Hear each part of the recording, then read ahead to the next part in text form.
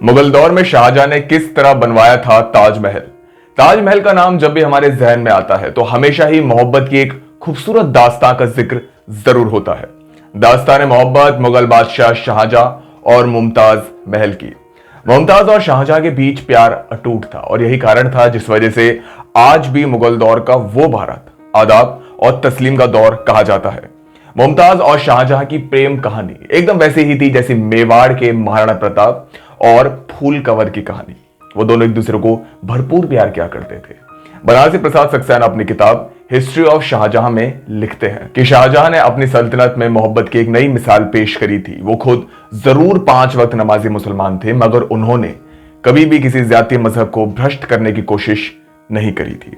इतालवी इतिहासकार निकोलाओ मनुची लिखते हैं कि राजपाट से अपना ध्यान बटाने के लिए शाहजहां संगीत और नृत्य का सहारा लिया करते थे। विभिन्न संगीत वाद्य और शेर व शायरी सुनना उनकी आदत थी। वे खुद भी काफी बेहतर गायक थे। उनके साथ गाने और नाचने वाली लड़कियों का एक समूह हमेशा चला करता था जिन्हें कंचन नाम से पुकारा जाता था।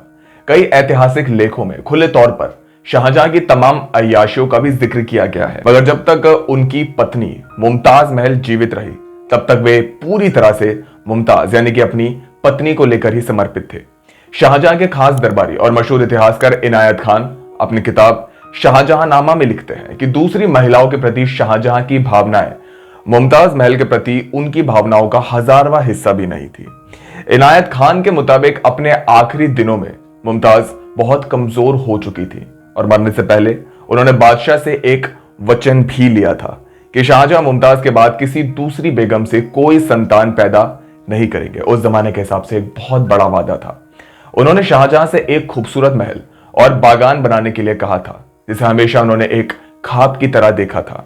मुमताज महल की इसी अंतिम इच्छा के कारण शाहजहां ने आगरा का मशहूर ताजमहल बनवाया था, जिसे आज भी दुनिया के तकरीबन हर हिस्से में लोग बाग देखने आते हैं और इसे मोहब्बत की एक खूबसूरत निशानी भी मानते हैं। लेकिन आखिर इतनी भव्य इमारत का निर्माण किस तरह मुकम्मल किया गया था मुगल दौर में?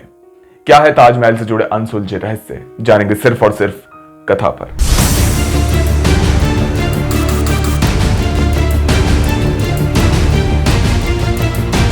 नमस्कार आप सभी को दोस्तों, मैं हूं आपके साथ मिहिर जैन और आज मेरे साथ है कैमरामैन उमर अंसारी।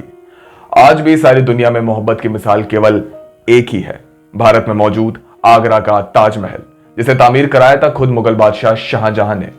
सफेद संगमरमर से बनी एक खूबसूरत इमारत आज भी तमाम आर्किटेक्ट्स के जहन में यह सवाल जरूर खड़ा करती है कि आखिर उस जमाने में किस तरह तामीर की होगी इतनी भव्य इमारत, किस तरह से मुकम्मल की गई होगी ये मोहब्बत की निशानी। ऐतिहासिक दस्तावेजों के मुताबिक 17 जून 1631 के रोज बुरहानपुर में शाहजहां की बेगम मुमताज महल ने अपनी अंतिम सांस ली थी। अपनी 14वीं संतान को जन्म देते समय मुमताज महल की जान गई और पीछे छोड़ गई मुगल साम्राज्य का आंसुओं से भरा भविष्य। जिस बादशाह शाहजहां की नेकी और खुशमिजाजी के चर्चे पूरी मुगल सल्तनत में मशहूर थे, अब वही शाहजहां बेहद चिड़चिड़े से हो चले थे। मुमताज महल की यादों में डूब बादशाह शाहजहां ने एक वक्त के खातिर तो खुद को दीन दुनिया से ही दूर कर लिया था। वे घंटों एकांतवास में अकेले बैठे रहते। जहन में घूमता तो केवल एक ही सवाल कि आखिर कैसे मुमताज की आखिरी इच्छा को पूरा किया जाए। मशहूर इतिहासकार इनायत खान लिखते हैं कि मुमताज की मौत का शाहजहां पर बहुत बुरा असर हुआ था। वो इतने गमजदा थे कि पूरे 1 हफ्ते तक न अपने कक्ष से बाहर निकले और न ही उन्होंने राजपाट के किसी काम में हिस्सा लिया। उन्होंने संगीत सुनना, गाना और अच्छे कपड़े पहनना सब कुछ छोड़ दिया था अगले 2 सालों तक। और उसके बाद हर बुधवार को जिस दिन मुमताज का निधन हुआ था, उन्होंने सिर्फ सफेद कपड़े ही पहने थे। ये बात हो रही है बादशाह शाहजहां की। लगातार रोने की वजह से उनकी आंखें कमजोर हो गई थी। इस घटना से पहले उनकी दाढ़ी और मूंछों में इक्का दुक्का ही सफेद बाल हुआ करते थे, जिन्हें वे अपने हाथों से ही तोड़कर फेंका करते थे। लेकिन कुछ दिनों बाद ही उनकी 1/3 दाढ़ी सफेद हो गई थी। एक समय पर उन्होंने राजगद्दी छोड़ने का भी मन बना लिया था। लेकिन दोस्तों सवाल यह उठता है कि अगर मुमताज महल की मौत बुरहानपुर में हुई तो उन्हें आगरा में क्यों दफन किया गया?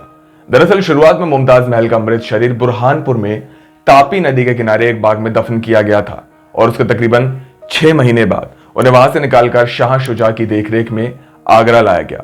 साल 1632 में उन्हें आगरा में यमुना किनारे एक बार फिर दफन किया गया और इसी जगह शाहजहां ने अपनी मरहूमा बेगम मुमताज के लिए सफेद संगमरमर से बना एक खूबसूरत मकबरा बनवाया था, जिसे बादशाह ने रौजा ए मुनव्वरा का नाम दिया। वक्त के बदलते पृष्ठों ने इसे कब रौजा ए मुनव्वरा से ताजमहल का नाम दिया, ये तो शायद खुद बादशाह शाहजहां भी नहीं जानते होंगे। उस जमाने में मीर अब्दुल करीम और मकरमत खान को इस मकबरे को बनवाने की जिम्मेदारी सौंपी गई, जिसे आज हम ताजमहल कहते हैं। दोस्तों, जब भी दिल्ली में दूर दराज के शहरों से लोग मशहूर हुमायूं का मकबरा देखने आते हैं तो हमेशा उनके जहन में एक ही बात गूंजती है कि हुमायूं का यह मकबरा तो हूबहू आगरा के ताजमहल जैसा दिखता है।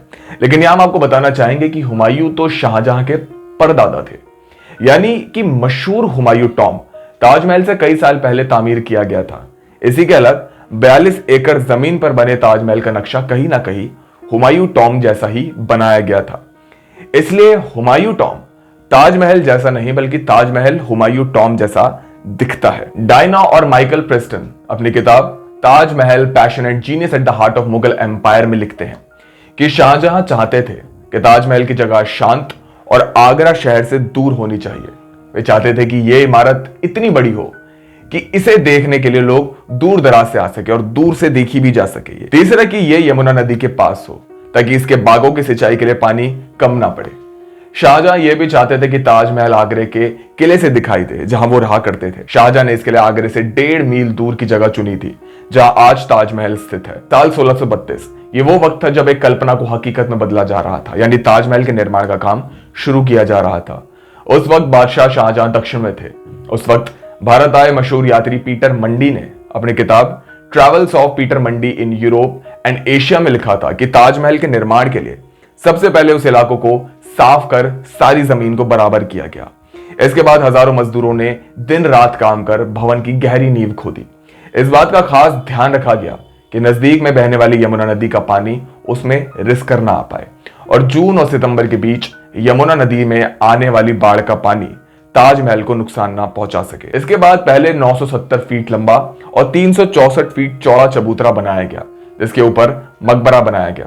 कई इतिहासकारों के अनुसार ताजमहल में इस्तेमाल किए गए संगमरमर के कुछ टुकड़े इतने बड़े थे कि उन्हें बैलों और लंबे सींगों वाले भैंसों से अपना बहुत पसीना बहाकर आगरा तक पहुंचाया गया। उन्हें खास तौर से बनी बैलगाड़ियों में लाया गया था जिसे 25 से 30 मवेशी खींचते थे। ताजमहल से जुड़ी एक ऐसी खास बात जो शायद आपको मालूम ही नहीं होगी। कई इतिहासकार इस बात का बखान करते हैं कि ताजमहल के निर्माण के लिए उसकी नींव में हजारों लकड़ियां लगाई गई थी। ये एक खास किस्म की लकड़ियां थीं जिनको जितना पानी मिले वो उतनी मजबूत हुआ करती थी। इन लकड़ियों तक नमी पहुंचाने का काम ताजमहल के पीछे यानी ताजमहल से गुजरती यमुना नदी किया करती थी, जिसकी बदौलत आज भी दुनिया का यह 7वां अजूबा बेहद खूबसूरती और मजबूती के साथ खड़ा है। दोस्तों, ऐतिहासिक दस्तावेजों में इस बात के भी साक्ष्य नहीं मिलते कि ताजमहल के पूरा होने पर शाहजहां ने अपने तमाम मजदूरों के हाथ कटवा दिए थे।